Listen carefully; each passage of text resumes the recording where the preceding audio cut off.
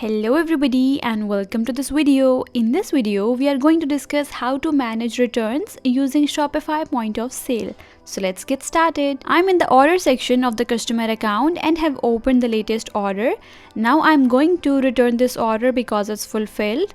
So I'm clicking on initiate return and then on expand. Here, if your customer selects the in-store option for the return method when returning a product, then you have to navigate to the Shopify point of sale app. But before proceeding to the point of sale app, let's provide the reason note here. Now let's move to the app. Here you have to click on settings tab and then on point of sale apps, then click on zone return and exchange. Then you have to click on add to integrate zone into your point of sale system. Now moving back, I'm clicking on submit return.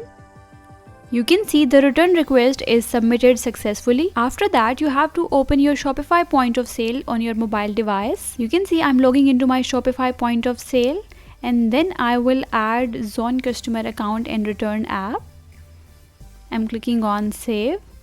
Now let's navigate to the orders section. You can search for the order using the order ID. Now let's open the order and navigate to the zone return and exchange section.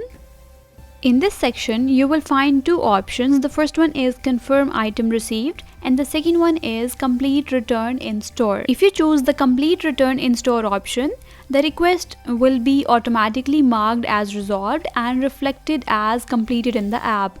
However, if you select the confirm item received option, the request will only be marked as package received in the app. Right now, I'm going with the confirm item received option. You can see the item is marked as received. Now moving back to the zone app, here you will see a request in the returns and exchange tab with the return type set to in store. I'm clicking on this request to review the details. Here you can see this return is in progress. Then point of sale device details.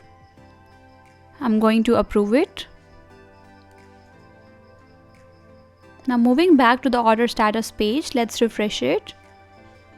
You can see the return is in progress, which means the request is approved. Now moving back. Here you can also view the refund summary and then you can select the refund payment method. It's up to you which method you select. And then I'm clicking on refund. You can see the return is refunded successfully. And once the return is refunded, you can simply resolve that request. So I'm clicking on that request and clicking on resolve. You can also restock the items. Now moving back. So this is how you can manage returns using Shopify point of sale. Don't forget to share your feedback with us regarding our apps on customer accounts and return, and thank you for watching this video.